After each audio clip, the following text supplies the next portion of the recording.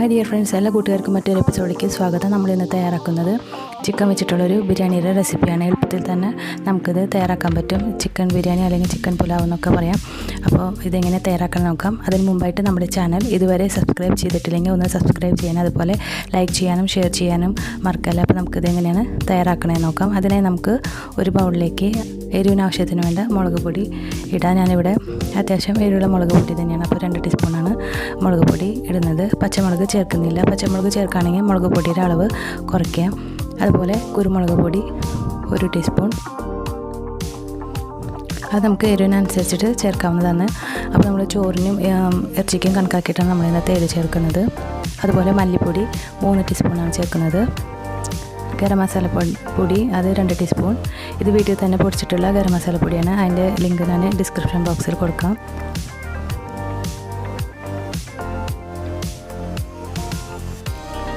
മഞ്ഞൾപ്പൊടി 1 ടീസ്പൂൺ. നമുക്ക് അത്യാവശ്യം റൈസിന് വേണ്ട കളറൊക്കെ കിട്ടാൻ വേണ്ടിയിട്ട് 1 ടീസ്പൂൺ മഞ്ഞൾപ്പൊടിയാണ് ചേർത്തിട്ടുള്ളത്. അതുപോലെ ആവശ്യത്തിന് വേണ്ട ഉപ്പ്, ഇവിടെ ഞാൻ 1/4 ടീസ്പൂൺ ഉപ്പാണ് ചേർക്കുന്നത്. നമ്മൾ റൈസിൽ പിന്നെ സെപ്പറേറ്റ് ഉപ്പ് ചേർക്കുന്നുണ്ട്. അതുപോലെ ജീരകം പൊടിച്ചത് 1/4 ടീസ്പൂൺ. അധികം പുളിയില്ലാത്ത തൈര് 6 ടേബിൾ സ്പൂൺ. ഇത്രയും ചേർത്തിട്ട് നമുക്ക് നന്നായി ഇതൊന്ന് മിക്സ് ചെയ്യാം. ഇത് മിക്സ് ചെയ്തതിന് ശേഷം നമുക്ക് ഇതിലേക്ക് ഞാനിവിടെ 15 പീസ് മീഡിയം സൈസ് ചിക്കൻ പീസാണ് ചേർക്കുന്നത്. ഏകദേശം 1/2 കിലോയേക്കാളും മേളിലുണ്ടാവും. അപ്പോൾ നമുക്ക് ഈ ഒരു അളവിൽ നിന്ന് 6 തൊട്ട് 8 പേർക്കാണ് കഴിക്കാൻ പറ്റുക. അപ്പോൾ അതനുസരിച്ചിട്ട് ചിക്കൻ്റെ അളവിൽ വ്യത്യാസം വേണമെങ്കിൽ വരുത്താവുന്നതാണ്.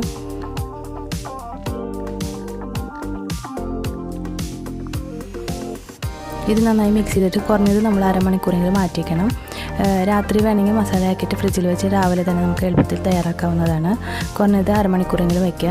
2 മണിക്കൂറിനേക്കാളും കൂടുതൽ വയ്ക്കുകയാണെങ്കിൽ നമ്മൾ ചിക്കൻ മസാല ആക്കിയത് ഫ്രിഡ്ജിൽ വയ്ക്കാൻ മറക്കരുത്. മസാല ആക്കിയ ശേഷം നമുക്ക് ഇതിലേക്ക് വേണ്ട സവാളയൊക്കെ ഒന്ന് അരിഞ്ഞെടുക്കാം. ഇവിടെ 3 തൊട്ട് 4 സവാളയാണ് നമ്മൾ ചേർക്കുന്നത്. മീഡിയം സൈസ് ആണെങ്കിൽ ഒരു 4 എണ്ണം, വലിയ സവാളയാണെങ്കിൽ 3 എണ്ണം മതിയാവും. അത് നീളത്തിൽ കനം കുറച്ച് അരിഞ്ഞെടുക്കുക. അതിലേക്ക് ഒരു 2 നുള്ളി ഉപ്പ് ചേർത്തിട്ട് നമുക്കൊന്ന് ഇതുപോലെ മിക്സ് ചെയ്തെടുക്കാം.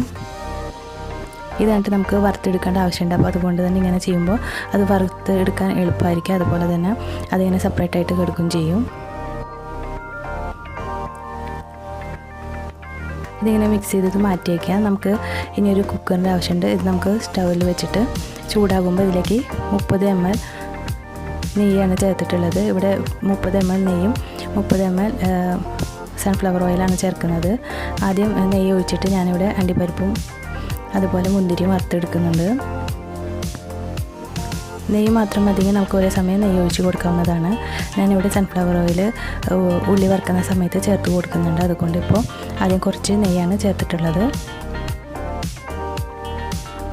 ഇത് വറുത്തിട്ട് നമുക്കൊന്ന് കോരി മാറ്റിയ ശേഷം നമ്മൾ സവാള ഉപ്പ് ചേർത്ത് മിക്സ് ചെയ്തിട്ടുള്ളത് ഇതിലേക്ക് ഇട്ട് കൊടുക്കാം.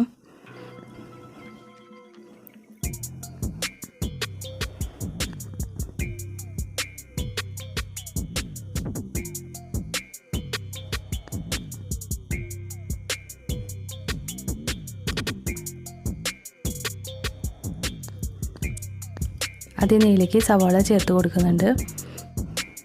നമ്മൾ എണ്ണ അധികം ഒഴിക്കുകയാണെങ്കിൽ നമുക്ക് സവാള പെട്ടെന്ന് തന്നെ വറുത്തെടുക്കാൻ പറ്റും. ഇത് നമ്മൾ അധികം എണ്ണ ചേർക്കാതെ തയ്യാറാക്കുന്ന ഒരു റൈസും കൂടി ആയതുകൊണ്ട് ഒരുപാട് എണ്ണയൊന്നും ചേർക്കുന്നില്ല.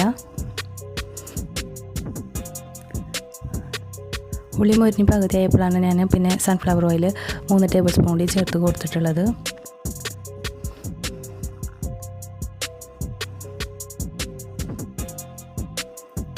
ഉള്ളി നന്നായി തന്നെ മുരിഞ്ഞ് വന്നിട്ടുണ്ട്. ഒരുപാട് കരിഞ്ഞ് എടുക്കരുത്, അത് കയ്പ്പ് ടേസ്റ്റ് ഉണ്ടാവും. ഈ ഒരു പരുവത്തിൽ നമുക്ക് കോരിയെടുക്കാം. അതിനുശേഷം അതേ നെയ്യിലേക്ക് ആ എണ്ണയിലേക്ക് തന്നെയാണ് നമ്മൾ ഇഞ്ചി വെളുത്തുള്ളി അത് ചതച്ചിട്ട് അല്ലെങ്കിൽ നമുക്ക് അരച്ചിട്ടോ ചേർക്കാവുന്നതാണ്. പേസ്റ്റായിട്ട് വേണമെങ്കിൽ ചേർക്കാവുന്നതാണ്. അതൊരു 3 ടേബിൾ സ്പൂൺ ഇഞ്ചി വെളുത്തുള്ളി ഞാനൊന്ന് ജസ്റ്റ് ചതച്ചോണാണ് ആക്കിയിട്ടുള്ളത്. ഇഞ്ചി വെളുത്തുള്ളി 3 ടേബിൾ സ്പൂൺ ചേർത്ത് കൊടുക്കുന്നുണ്ട്. അതിൻ്റെ പച്ചപ്പൊന്ന് പോയതിന് ശേഷം നമ്മൾ നേരത്തെ മസാല പുരട്ടി മാറ്റി വെച്ചിട്ടുള്ള ചിക്കൻ ഇതിലേക്ക് ചേർത്ത് കൊടുക്കാം.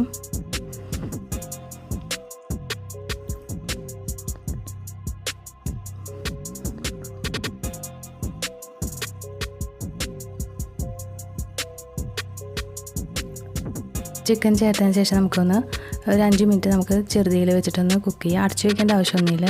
ജസ്റ്റ് ആ മസാലയുടെ പച്ചപ്പൊക്കെ പോകുന്നത് വരെ നമുക്കതൊന്ന് വഴറ്റി കൊടുക്കാം. ചിക്കൻ ഇട്ടതിന് ശേഷമാണ് ഞാൻ ഇതിലേക്ക് വേണ്ട റൈസ് കഴുകിയെടുക്കുന്നത്. നേരത്തെ അത് കുതിർത്ത് വയ്ക്കണമെന്ന് ചെയ്യുന്നില്ല. അതേസമയം തന്നെയാണ് കഴുകിയിട്ട് അതിലേക്ക് ചേർക്കുന്നത്.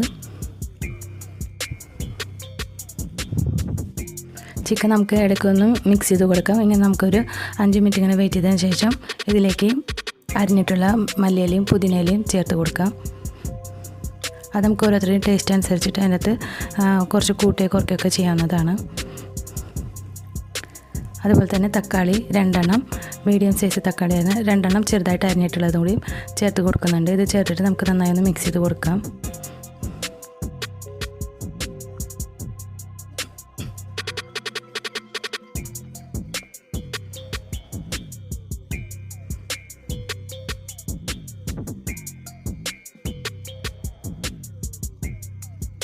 നമ്മൾ തീ കുറച്ച് വയ്ക്കാൻ പ്രത്യേകം ശ്രദ്ധിക്കണം, അല്ലെങ്കിൽ മസാലകൾ പെട്ടെന്ന് തന്നെ കരിഞ്ഞു പോകും.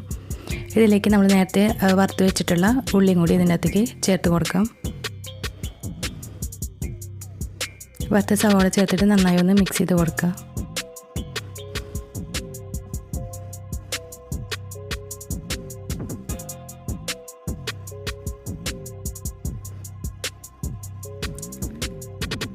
ഇതിലേക്ക് ഞാൻ 3 കപ്പ് അരിയാണ് ചേർക്കുന്നത്.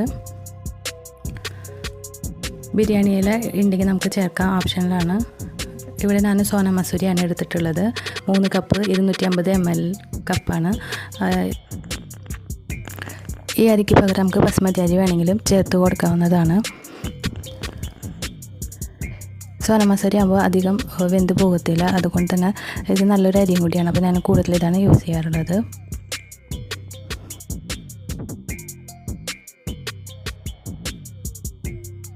പോലെ വെള്ളത്തിൻ്റെ അളവാകുമ്പോൾ നമ്മൾ സാധാരണ ഈ ചോറ് വേവിക്കുമ്പോൾ 1 കപ്പ് അരിക്ക് 2 ഗ്ലാസ് വെള്ളമാണ് ചേർക്കുന്നത്. നമുക്ക് ഇതിൻ്റെ അകത്ത് ഇറച്ചിയുടെ വെള്ളമൊക്കെ വരുന്ന കാരണം കൊണ്ട് 3 കപ്പിന് 6 കപ്പ് വെള്ളത്തിന് പകരം നമ്മൾ 5 കപ്പ് മാത്രം 1 കപ്പ് വെള്ളം കുറവാണ് ഉപയോഗിക്കുന്നത്.